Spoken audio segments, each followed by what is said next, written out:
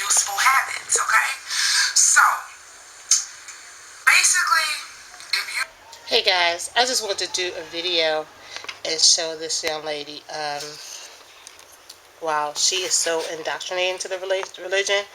Lucky for her, she was not baptized, so she hasn't been rejected and shunned, more or less. She wasn't baptized, so of course she gets love. Like I told everyone, my husband gets lots of love. Lots of people always welcome him back.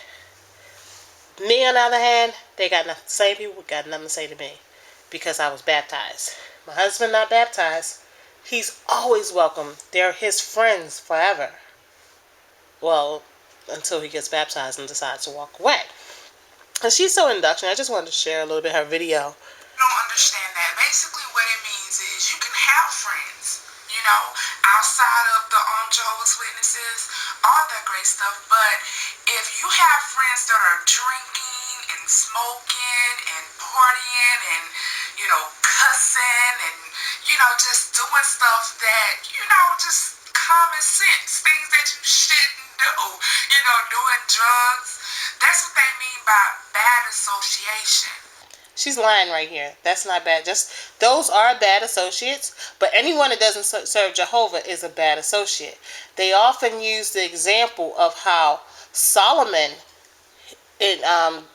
left Jehovah and started worshiping the false gods of his wives. They use that example a lot. So she's lying, but you know, like I said, she's truly indoctrinated in the religion. Even though she's not in it anymore, she's walked away from it, but she still has the mindset of a true Jehovah Witness. That is bad association, you know. So, of course, you know, you shouldn't be around those things, so that shouldn't be your friend. That's just one example. I just wanted to put that out there. Yes, I had friends outside of being a Jehovah's Witness when I was growing up, but if they were not what I considered, because it was my choice, if they were not what I considered to... Yeah, her choice. I truly don't think so. But just on the side note, she wasn't baptized. And of course, everyone believes it's their choice. Even adults who choose not to associate with coworkers who may be great people believe it's their choice. But they choose that way because the Watchtower tells them to. Anyway, I think that video is really interesting. Let's watch some more. Be good association. I didn't hang with them. Something else I saw, someone said in one of the videos that I think he said his wife started giving all of her money to the Jehovah's Witnesses and all that great stuff. Okay.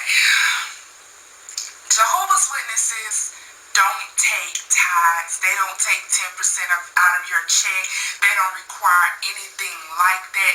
If all you can afford to give in the donation for that month or that week or however is nothing, then that's what you get. It's nothing. They don't put you out of the Kingdom Hall. They don't do anything like that, you know. I've been to several churches.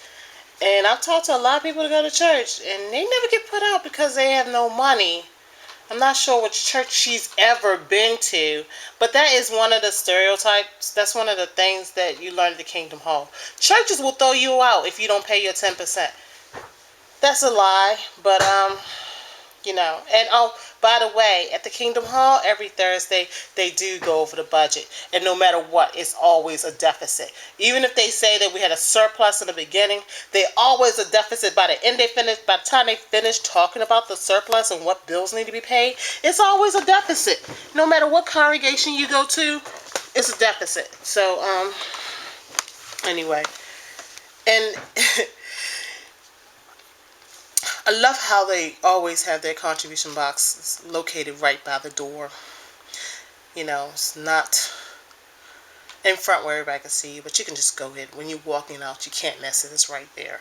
And oftentimes, people give much more than 10%. But not because they're required by the church, you know, by the Kingdom Hall, but because they're guilted into giving it to them. You have to support the organization. It's part of your worship. If you don't, you're failing Jehovah. You're not worshiping properly. So, but of course, you don't think when you're a Jehovah Witness, you don't see it that way, and you believe the lies that the Watchtower tells you. Especially if you're born in a religion, you've never been to a church, you don't know how it works at a church. You just automatically assume that hey, they're gonna throw you out if you don't pay your 10%. So yeah. If all you can afford to give is a penny, get that penny, and they will appreciate that penny. You know what I'm saying? They don't require you to give anything. They do require you to do at least 10 hours a month to stay a regular publisher. And if you don't bring in your 10 hours, believe me, the pressure will build. But of course, she was never baptized, so she never had that issue as having to deal with time and not turning in your 10 hours. Believe me, I've had that problem. Give what you can, because Jehovah's Witnesses, they build their own kingdom house. They pay their own bills. They help out each other in the kingdom house to pay their bills. Like for example, I can remember when I was younger and my mom fell on hard times where they helped her pay her bills. So it's things like the brothers will probably do that, or the sisters at the hall. If you have good friends, people are people. They're giving and loving. People will help you. That's why you have soup kitchens all around the world. Well, not the world, but I don't know. It probably is, but who knows? You have soup kitchens. You have donations. People donate. People care for others, especially those you know. So if they're having a hard time, I'm pretty sure they will help her out. But there's no way in the world she went to the brothers at the Kingdom Hall and the congregation in the Kingdom Hall actually helped her out with bills. They don't help you out with crap. You could put $1,000 in there in January, in February go bankrupt and be ready to be thrown out your house in March, and they will turn to you and say, well, you can't get a penny of that back. I'm sorry. Maybe you can get a loan somewhere. that they help. So of course they want you to donate, but it's not a requirement. They don't require you to, and no, they're not gonna put you out of the kingdom hall or anything like that if you. Yeah, I don't think the churches will put you out either, but I don't know. I'm not sure what churches she been to, but the ones I've gone to, they ain't got a penny for me. That's just because I'm selfish and stubborn, and I don't want to share any of my money. But yeah, I've talked to a lot of people before I started going to church, because I believe that, if you don't pay your money, they will throw you out. That's one of those lies that the Kingdom Hall tells you. Don't donate. Okay, the last thing that I wanted to talk about is blood. I saw also a video talking about I can't remember exactly how they said it, but basically they were saying something about Jehovah's Witnesses killing their children and stuff like that by not accepting blood. I could talk about that subject all day, but as you guys know, it's that's in the Bible about blood, and it is a known fact that when a lot of people accept blood transfusion, it has so many diseases in it. So many people have accepted blood transfusions and got AIDS and all that other stuff. Okay, now I just want to say this one thing. If it's a choice between living 20 years with HIV or dying today, I think I would like to live the next 20 years with HIV. But as you can see, she's not defending them. She is giving you the excuses that the Watchtower gives. The Watchtower puts that into your mind that we're free from these diseases. We're free from any of these health problems that, by the way, proper screening is a must nowadays, and it's very rare if anyone gets anything like that. I think the last cases of any diseases being transmitted through blood was the West Nile virus, which they now have screening for also. But yeah, this is just a lie. You've been in your child. The truth be told, that at one time it was a disfellowshipping offense to give your child or to accept a blood transfusion for yourself or your loved one. And I remember that because I was around during that time when you can get this fellowship for taking blood. You could, you know, and then now it's like your choice. So, yeah. Oh, Jehovah's Witnesses, they're trying to protect themselves. Oh, and protect themselves. There have been cases, and you know what? When I was a witness and I heard about this, I looked at it in a positive light, which is crazy. You know, that's how bad, that's how indoctrinated I was into this religion.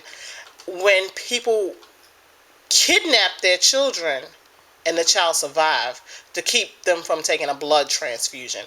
The courts had to step in because Jehovah Witnesses children were dying from not receiving a blood transfusion. Babies, newborn babies that needed blood transfusions to survive were dying because the witnesses refused to give them a blood transfusion. That's why the courts had to step in. But anyway. And I know a lot of people won't understand that, but they're trying to protect themselves, and that's just common sense to me. Like, if you can't. Yeah, I mean, it's common sense to protect yourself. But isn't protecting yourself surviving a car accident if you need a blood transfusion? This is crazy. Do you not see the mindset that this organization put, what they do to you? She's not even a Jehovah Witness. She's not even baptized. She doesn't even attend the hall, and she still thinks that this is a protection, not taking blood. Okay, her mind is complete. She's completely brainwashed. Okay, into believing this. The scriptures that they use to support the use of blood transfusions are misinterpreted. Even they know it. That's why they're making the changes. They're slowly making the changes. They will not confess that they made a mistake. They'll just make changes. Then now you can take blood fragments. How the heck you going? If blood fragments come from blood. If it was an abomination 10 years ago, it should be an abomination now. But ladies and gentlemen, I just wanted to show you this young lady who is, and just show you the picture of a Jehovah Witness. This is what the religion does to you.